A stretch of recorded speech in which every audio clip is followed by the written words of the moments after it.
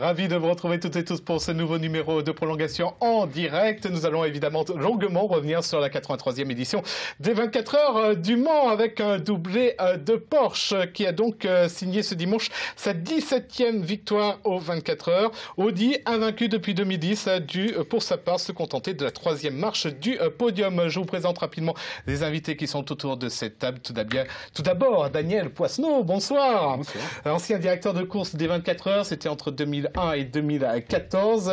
Première fois donc que vous viviez ces 24 heures un peu comme un spectateur lambda. Vous nous raconterez tout ça. Et surtout, vous êtes l'auteur de ce magnifique livre, Mes vies en 24 heures, avec des préfaces de Jackie X et de Monsieur Le Mans, Tom Christensen. Et puis deux confrères, vous aviez l'habitude de les voir, de la presse écrite. Stéphane Bois pour Ouest France et Raphaël Caillot pour Le Maine Libre, côte à côte. Bonsoir messieurs. Allez, on va débuter avec la première image de ces 24 heures. La joie immense du côté du camp Porsche. Porsche qui a réalisé donc un magnifique doublé au terme d'une course des 24 heures qui a tenu toutes ses promesses en matière de bagarre dans toutes les catégories, y compris évidemment dans la catégorie reine, celle des LMP1. Bagarre entre Porsche et Audi. On va écouter quelques-unes des réactions dans le camp Porsche. C'est difficile de décrire ce qu'on ressent en ce moment.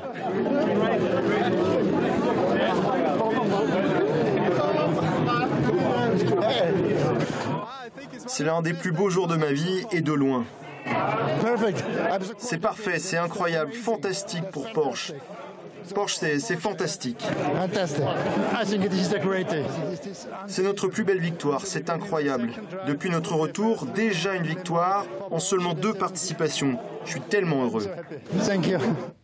En fait, c'est un trio de pilotes novices au Mans qui s'est imposé, à savoir Hülkenberg, Bamber et Tandy. Deuxième avec seulement un tour de retard, la Porsche numéro 17 de Bernard, Hartley et Weber. Et puis l'Audi numéro 7 de Tréluyer, Lotterer et Fassler est montée sur la 3e marche du podium. Elle avait seulement 2 tours de retard. Vous allez le voir, le docteur Ulrich s'est montré plutôt fair play. Il s'est rendu dans le stand de Porsche et ce 10 minutes seulement avant que le drapeau à damier ne soit baissé. Je pense qu'on va avoir ces images du docteur Ulrich donc dans le camp de Porsche. Alors on va passer directement à l'interview. On vous proposera l'image sans doute juste après. On écoute donc le docteur Wolfgang Ulrich. Il faut être sportif, alors c'est la satisfaction. Peut-être un peu dessous parce que je pense qu'on pourrait faire meilleur parce qu'on a présenté un team très très fort. On ne s'est battu avec Porsche vraiment pour beaucoup des heures pour la première position, mais à la fin on n'était pas parfait. Et si on n'est pas parfait au Mans, on ne peut pas gagner si la concurrence est forte. On vous a vu à 10 minutes de la fin avec votre fair play. Allez féliciter le camp Porsche. Ah bon, c'est clair parce qu'ils ont fait un bon travail et c'est clair que je vais y féliciter parce que celui qui font un travail et être capable de se battre pour les 24 heures et les gagner, ils ont fait un grand boulot, alors il faut féliciter, c'est clair, c'est du sport. Une 3e place qui satisfait malgré tout André Lotterer. C'est mieux que rien, mais bon, une course comme ça, il n'y a que la victoire qui compte. Hein. Félicitations à Porsche. On disait une 83e édition haletante en matière de suspense, même si durant les 3 dernières heures de course, Audi ne semblait plus en réelle mesure d'inquiéter sa consoeur allemande. À 9 h du matin dimanche, 1 minute seulement, figurez-vous, séparait la voiture de tête, la Porsche numéro 19 alors, de l'Audi numéro 9 qui, elle, était 3e. C'est incroyable cette 83e édition au niveau suspense. Oui, c'est sûr qu'il y a eu des... Alors pendant toute la première partie de la course, c'était vraiment à toi, à moi. Hein. Ouais. C'était suivant les arrêts au stand, voilà. Mais voilà, jusque tard dans la nuit. Alors après, c'est vrai que dans la nuit, Porsche a fait son effet. Audi a connu des problèmes sur chacune de ses voitures, ce qui est assez rare. Souvent, il y en a une qui arrive à sortir indemne un petit peu de la bagarre. Là, les 3 ont connu des petits pépins, pas des choses... Une crevaison lente, notamment pour la 7. Alors voilà, c'est pas des choses énormes sur 24 heures, mais mis bout à bout. Voilà, ça fait la différence parce que Porsche a fait une course parfaite quasiment. Hein. Stéphane, sur cette bagarre? Oui, c'est le numéro 7 perd aussi son capot moteur à un moment qui fait perdre 2 tours. Et comme disait Marcel Fassler hier, c'est vrai que ça fait C'est 2 tours au Mans, c'est immense, quoi. Sur ce qu'on... Alors, il y avait eu un mano à mano. La Porsche 19 a quand même pris l'ascendant dès minuit et n'a jamais lâché. Elle a tourné comme une horloge, alors qu'on attendait un peu. Sur ce qu'on avait vu à Silverstone et à Spa, elle a eu parfois des problèmes de fiabilité aussi, d'usure de pneus aussi un peu plus importante que la concurrence, qui laissait penser que. Mais là, je pense que Porsche avait vraiment visé juste. Daniel, comment vous l'avez vécu, vous, cette édition? Un petit pincement au cœur, j'imagine, même gros au moment du départ? Oui, bien sûr. À titre personnel, bien sûr, c'était un moment un peu, on va dire même difficile, parce que c'était différent de voir la course, mais ne pas être acteur, ça c'est évident. Mais j'ai suivi cette course avec passion aussi, parce que vraiment, on le voit, au Mans, il faut être le meilleur, ne pas avoir le petit pépin qui va bloquer. Et surtout cette année, dans toutes les catégories, il fallait vraiment être le meilleur, ne pas avoir le moindre problème. Hein, mais aussi, on voit, comme l'a dit le docteur Ulrich, on voit aussi le respect, et ça c'est beau. Quand on voit dans l'équipe aujourd'hui, on peut citer, féliciter Porsche, ils ont gagné et ils méritent notre respect. Voilà, c'est quelque chose d'extraordinaire. C'est quelque chose qu'on voit beaucoup en endurance, d'ailleurs on parle d'automobile, mais on le voit aussi par exemple en 24 heures moto. Ouais. L'endurance est tellement dure, c'est peut-être une des disciplines, enfin en tout cas dans le sport modèle, qui est la plus dure. Voilà, on voit souvent aussi quand certains rentrent en moto, les motos à la poussette, toute la ligne des stands, les applaudir parce qu'on sait la difficulté qu'il y a et c'est pareil aux autos également hein, et donc il y a vraiment ce respect dans la victoire ou dans la défaite. Alors, on parlait des petits problèmes qu'ont eu Audi et Porsche, ils sont vraiment infimes. On a sélectionné quelques-uns, notamment l'Audi numéro 8, qui a été percuté par une Ferrari Dive Corset, c'était peu avant 18h, qui a entraîné évidemment un safety car. Regardez cet accident, c'est Loïc Duval qui était au volant. On se demande comment il fait pour s'en sortir. Il y a peut-être une dizaine d'années, c'était des blessures graves à mon avis. C'est clair, là quand on voit l'accident, alors apparemment sur un problème de signalisation, il arrive à plus de 300 à l'heure. On voit bien par contre qu'il y a des drapeaux verts. Oui, bien sûr, non mais c'est clair. Et donc il arrive à plus de 300 km/h sur des voitures qui roulent à 80 km/h. Et encore, heureusement, je dirais que la Ferrari ne vient pas serrer l'Audi sur le rail. Autrement, ça aurait été une vraie catastrophe. Il choisit de passer, ça passe, il ne touche pas les autres voitures, c'est un miracle. Et effectivement, l'avantage des prototypes, c'est que maintenant, en sécurité, on a des coques carbone, on a beaucoup de choses comme ça qui protègent les pilotes, et on voit que ça se termine sans blessure. C'est extraordinaire. Stéphane, je parlais des drapeaux verts, parce qu'il y a eu une polémique, mini-polémique, qui est née juste après cet accident, à se demander pourquoi ces deux GT sont en plein milieu de la route, au ralenti quasiment. Alors, on a évoqué l'hypothèse d'une slow zone, la nouveauté de cette année. Il n'en était rien, puisqu'on voit clairement qu'il y avait des drapeaux verts. Alors, il y a une distorsion entre les drapeaux verts qu'on voit agités par les commissaires, et notamment cette année, ils ont déposé des petits panneaux lumineux. Voilà. Et visiblement, il y a eu un bug à ce niveau-là, parce que l'information qu'avait Loïc Duval était que la piste était claire, tout à fait, alors que les Ferrari devant étaient en slow zone et donc roulaient à 80. Donc, le système n'est pas parfait. Bon, après, ce que je disais aussi, c'est que c'est le commissaire sur le terrain qui prime normalement. Donc là, c'était drapeau vert, donc Loïc Duval n'est pas du tout en faute. Et en même temps, quand on voit le dégât imposé, il n'a perdu quasiment pas de temps, à peine un tour, 3 minutes 12 dans les centres pour tout réparer. Tout à fait. On a même mis du gaffeur. C'est vrai que c'est incroyable. On en sourit un petit peu d'ailleurs après en se disant, quand nous on a une réparation faire sur la voiture, on est obligé d'attendre une semaine. Exactement ça. Chez Audi, Porsche, enfin surtout les participants en endurance, on voit que c'est... On voit que c'est des voitures qui sont conçues et pensées avec tout le spectre d'accidents possibles, on voit bien, ou de casse possibles, de changements. Là, on voit bien, il a juste changé le capot avant, c'est tout. À part remis peut-être du gaffeur un peu pour bien le refixer, mais sinon, oui, c'est sûr, ça a duré 3 minutes et c'est reparti. Et la voiture roulait d'ailleurs parfaitement, il a pu rentrer sans aucun souci. Donc là, après, c'était pendant la nuit. Chez Peugeot, par contre, c'est Romain Dumas qui a fait un tout droit avec la Porsche, la Porsche numéro 18. Là aussi, arrêt au stand ultra rapide, parce que pour faire l'essence, le changement de pneus, le changement de la partie avant de la voiture Eh bien, tout ça en moins d'une minute.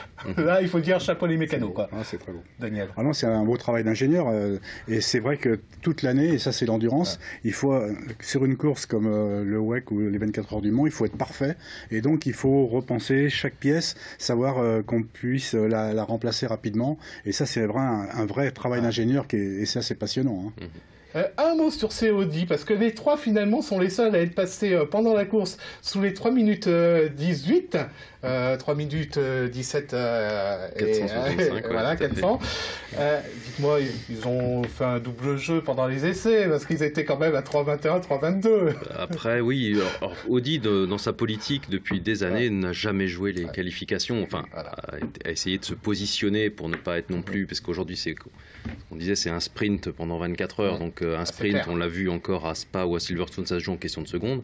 Même on l'a vu ici au Mans où ça s'est joué à 13 secondes quand Benoît Tréluyer a battu Peugeot.